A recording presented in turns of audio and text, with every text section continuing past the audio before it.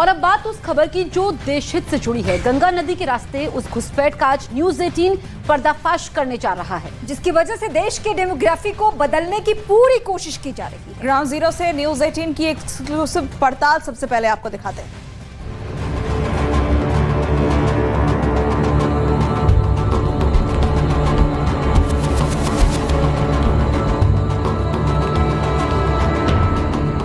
झारखंड की राजधानी रांची से 433 किलोमीटर दूर गंगा के किनारे बसा है साहिबगंज।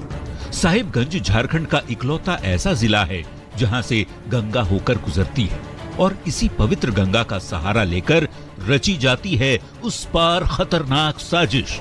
साहिबगंज से पाकुड़ होते हुए गंगा की धारा पड़ोसी मुल्क बांग्लादेश में प्रवेश करती है, जहां से शुरू होता है ऑपरेशन घुसपैठ। घुसपैठ हिंदुस्तान की आबादी में, घुसपैठ हिंदुस्तान की डेमोग्राफी में, घुसपैठ हिंदू धर्म में।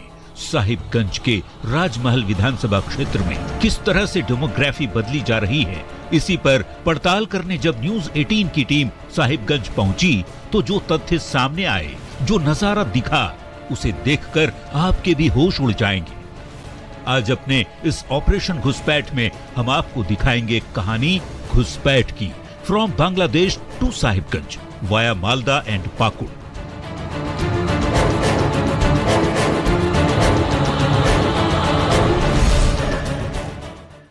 साजिश की ये कहानी जुड़ी है झारखंड से, जिसकी सीमाएं देश के 5 अलग अलग राज्यों से लगती हैं। राज्यों की सीमाओं को लांघते हुए यहाँ एक ऐसा रास्ता तैयार किया गया है जिसके जरिए घुसपैठिए कई सालों से भारत में दाखिल होते आ रहे हैं। लेकिन साजिश की कहानी इतनी भर नहीं है, इसके पीछे का सच और भी ज्यादा चौंकाने वाला है। दिखाते हैं आपको ये ग्राउंड रिपोर्ट।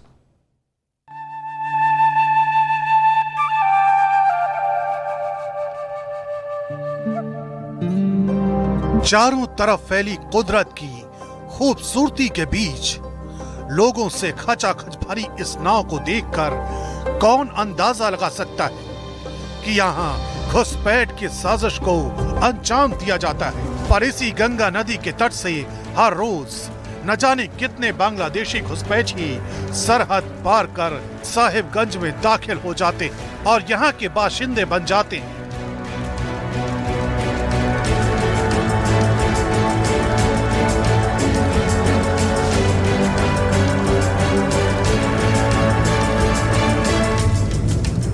संवाददाता गौरव झा ने ग्राउंड जीरो पर जाकर इस पूरे खेल का पर्दाफाश करने की कोशिश की, लेकिन शातिर घुसपैठियों की नजर जैसे ही न्यूज 18 के कैमरे पर पड़ी वो भड़क गए। पर हमने अपनी पड़ताल नहीं रोकी। हमने वहां के लोगों से मिलजुल कर उनके बारे में जानकारी निकालने की कोशिश की।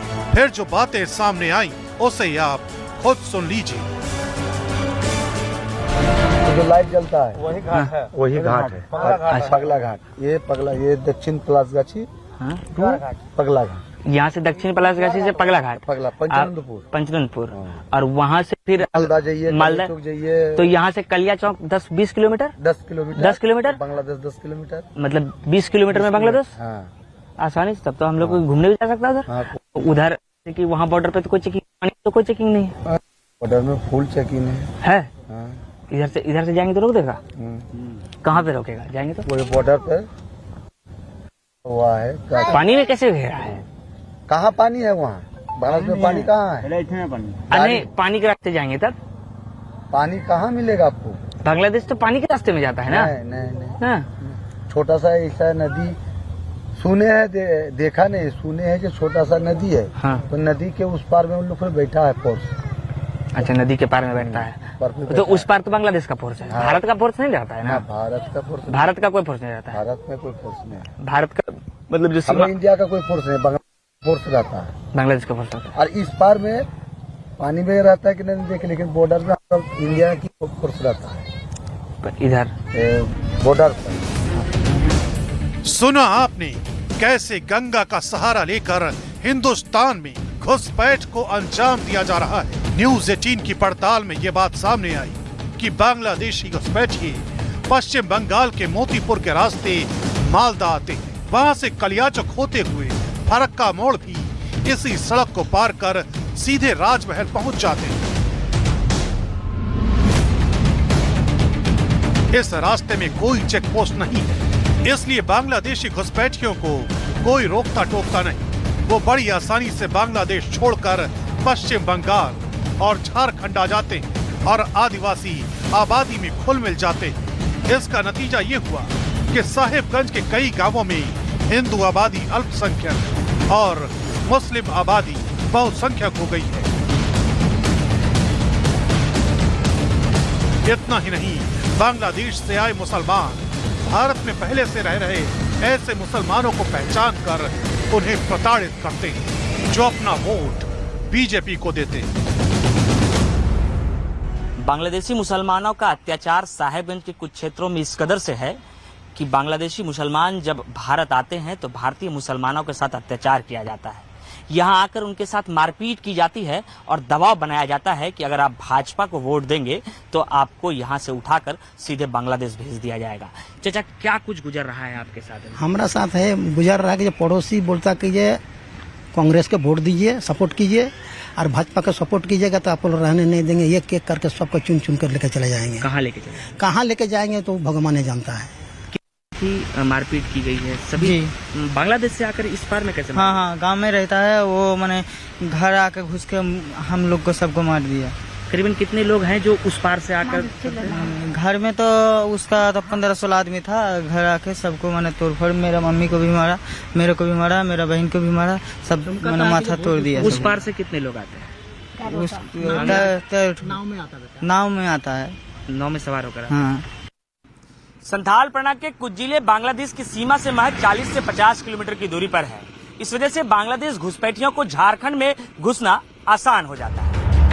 वो यहाँ आते हैं, शादी ब्याह करते हैं और फिर यहीं अपना कुनबा फैलाते हैं, जिसका नतीजा ये हुआ कि कभी आदिवासी बहुल क्षेत्र में रहने वाले इलाकों में अब गिने चुने आदिवासी परिवार ही रह गए हैं। जनसंख्या के आंकड़े देखें तो साल 2001 की जनगणना में साहिबगंज की कुल आबादी 9,27,000 थी, जिसमें मुसलमानों की आबादी 2,90,000 थी। 2011 की जनगणना यानी 10 साल बाद साहिबगंज की कुल आबादी 11,50,000 हो गई, जिसमें मुस्लिम आबादी 3,98,000 थी।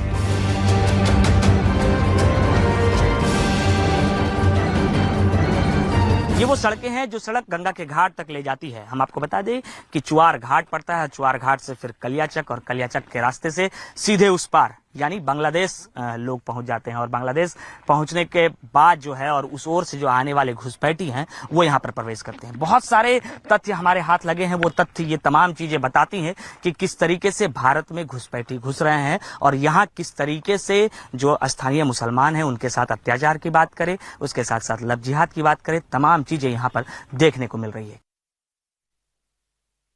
बॉर्डर पार से घुसपैठ की जो कहानी अब तक आपने देखी थी वो सिर्फ शुरुआत है। इसके आगे की असल कहानी अब ऐसी शुरू होती है जब बांग्लादेशी घुसपैठियों के जरिए झारखंड के साहिबगंज में इस पूरे खेल को कौन चला रहा है उसकी बात करते हैं। अब